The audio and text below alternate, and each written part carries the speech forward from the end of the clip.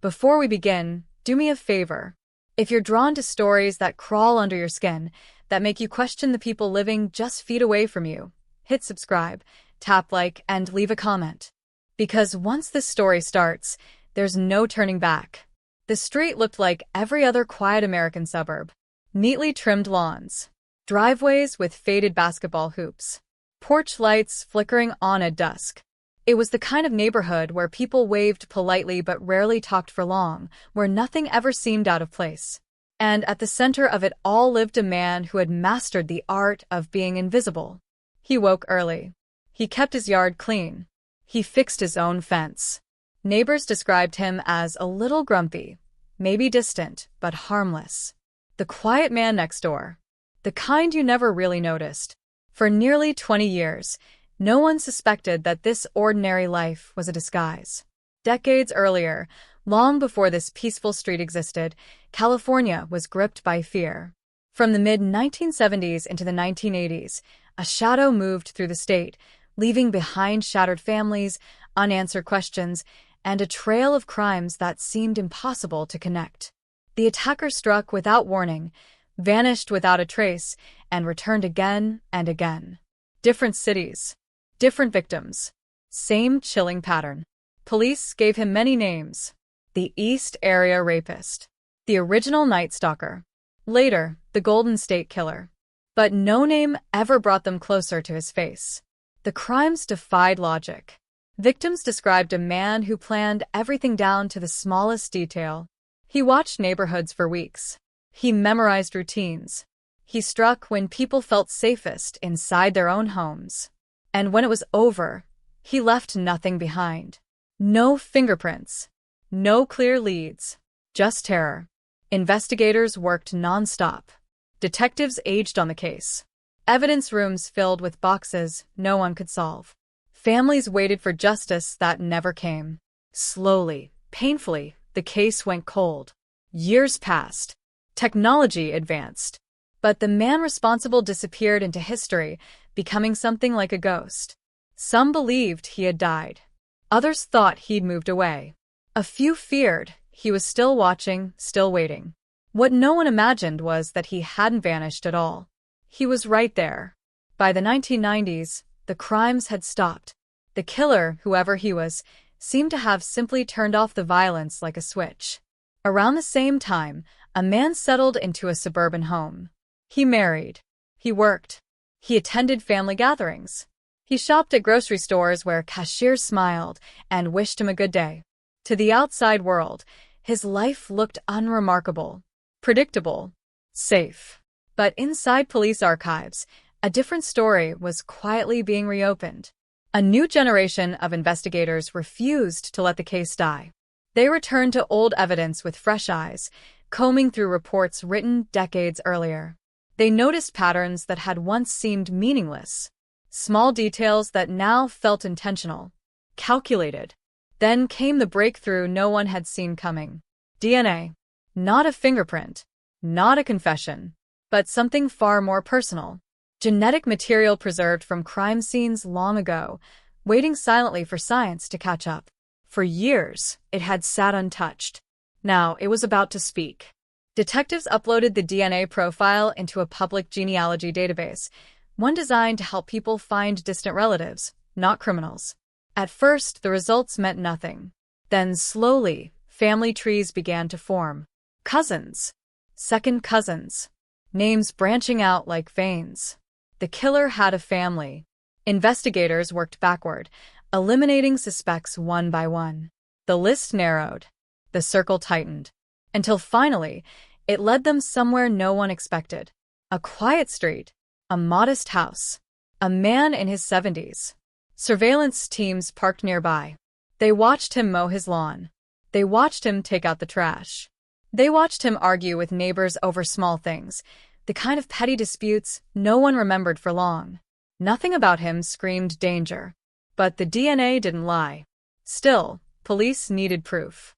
One afternoon, officers waited as the man left his home. They moved quickly, collecting items he'd thrown away. A tissue. Trash. Objects no one would ever think twice about. They sent them to the lab. Days later, the results came back. It was a match. The quiet man next door wasn't just connected to the crimes. He was the man they had been hunting for over 20 years. And as investigators prepared to make their move, they uncovered one final detail buried deep in his past. Something so disturbing, so close to the investigation itself, that it changed how they understood everything. Because when they finally opened the locked door to his former life, they realized the truth had been hiding in plain sight all along. By the time investigators confirmed the DNA match, the case was no longer just about catching a killer. It was about understanding how he had hidden in plain sight for decades, and how so many warning signs had gone unnoticed. The man's name was Joseph DeAngelo. To his neighbors, he was a retired mechanic who kept to himself. To his family, he was difficult, controlling, prone to sudden anger. To police, he was about to become one of the most disturbing revelations in American criminal history. As surveillance continued, detectives dug deeper into his past. What they found sent a chill through the task force. Years before the murders began, DeAngelo had worn a badge. He had been a police officer. The room went quiet when that detail surfaced. He hadn't just understood law enforcement procedures, he had lived them. He knew response times. He knew how evidence was collected. He knew exactly how far he could go without being caught. Every careful move the killer made now had a terrifying explanation. Investigators re-examined old crime scenes with this knowledge in mind. Suddenly, the precision made sense. The way he avoided leaving traces. The way he seemed to vanish moments before officers arrived. He wasn't guessing. He was anticipating. As the team rebuilt the timeline, they uncovered another disturbing pattern. DeAngelo's life events lined up with the crimes. Transfers, job losses, personal conflicts. Each disruption was followed by a new wave of violence in a different city. When his life felt out of control, the attacks intensified. Meanwhile, prosecutors faced a ticking clock. DeAngelo was aging. Memories faded. Witnesses had died. Evidence standards had changed. If they moved too slowly, the case could collapse under its own weight. They needed a clean arrest. No mistakes. On the day they moved in, officers surrounded his home before sunrise. The neighborhood was silent. Birds perched on power lines. Curtains stayed drawn. To anyone watching from afar, it looked like just another quiet morning. Then the door opened. DeAngelo stepped outside, confused, annoyed, unaware that the world he had carefully constructed was about to disappear. When officers approached and placed him under arrest, he reportedly showed little emotion. No panic. No denial. Just a blank stare. But what happened next shook even the most seasoned detectives. As they searched his home, they found items that raised immediate concern. Objects linked to his past. Notes scribbled in handwriting that matched old police reports. Maps. Lists. Details no innocent man would keep. More unsettling were the small things. Items saved not for value, but for memory. Investigators believed they were trophies.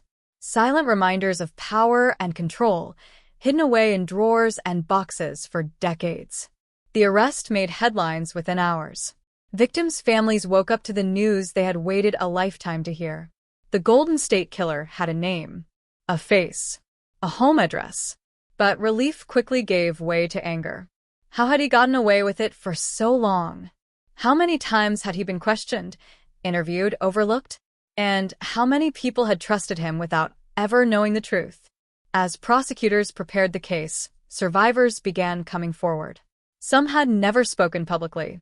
Others had tried years earlier and been dismissed. Their voices now carried weight, and their stories painted a picture far darker than anyone expected. In court, DeAngelo sat silently, hunched over, feigning frailty.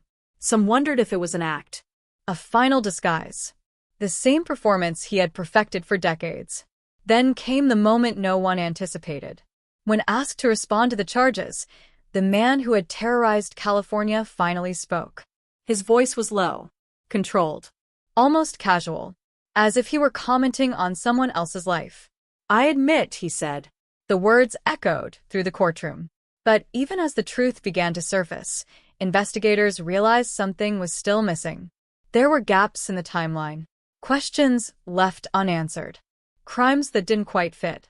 And buried within the evidence was a chilling possibility that some victims had never been identified and some secrets had never been uncovered. Because catching him didn't mean understanding him, and the full cost of his silence was about to become clear. The courtroom felt heavy as the final phase of the case unfolded. Survivors sat shoulder to shoulder with families who had waited decades for this moment. Some clutched photographs. Others stared straight ahead, afraid that if they blinked, the truth might slip away again. For years, their lives had been shaped by a faceless monster.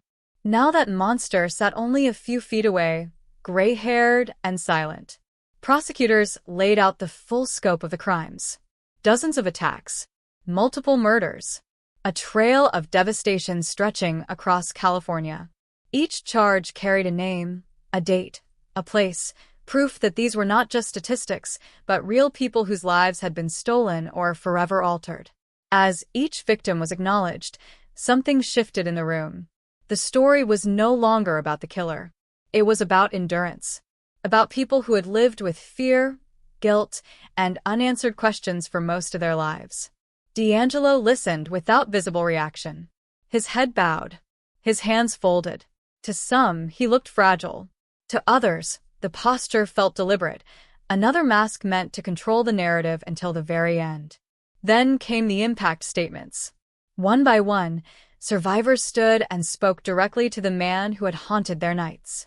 They described the fear that never left, the marriages that failed, the children who grew up with parents who were never the same. They spoke not with hatred, but with clarity, with strength. "You took decades from us," one survivor said. "But you didn't take everything." D'Angelo did not respond. When the judge finally handed down the sentence, multiple life terms with no possibility of parole, there was no dramatic outburst.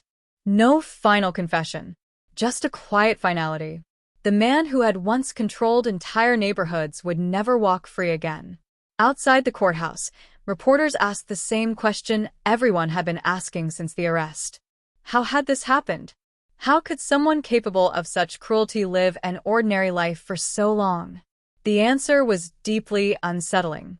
D'Angelo had exploited trust, authority, routine. He understood how people saw what they expected to see. A neighbor, a coworker, a retired officer. The system wasn't just blind to him, it was built in a way that allowed him to disappear inside it.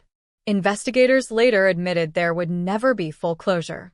Some evidence had been lost to time. Some victims would never be identified. Some questions would never be answered.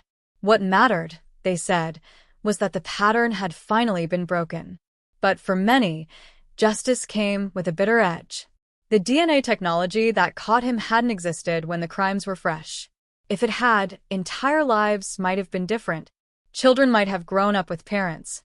Families might have been spared years of grief. The knowledge was impossible to ignore. In the months after the sentencing, something unexpected happened. Survivors began to connect with one another. They shared stories, compared memories, reclaimed pieces of themselves that had been buried for decades. In confronting the man who had tried to define them by fear, they took that power back. Meanwhile, the quiet street where D'Angelo once lived returned to normal. New families moved in. Lawns were trimmed. Porch lights flicked on at dusk. To an outsider, nothing seemed different. But for those who knew the story, the neighborhood carried a permanent shadow. Because the most terrifying part wasn't what he did. It was how easily he blended in. The case changed how investigators approach cold cases forever. It proved that time does not erase truth, it only delays it. That no matter how carefully someone hides, the past has a way of resurfacing. And somewhere, in another quiet neighborhood on another peaceful street, someone may still be watching, waiting, believing they've gotten away with it. Until one day, a piece of forgotten evidence speaks. If this story shook you, stay close. Because the next one will make you look at your neighbors a little differently. Hit subscribe and don't miss what comes next.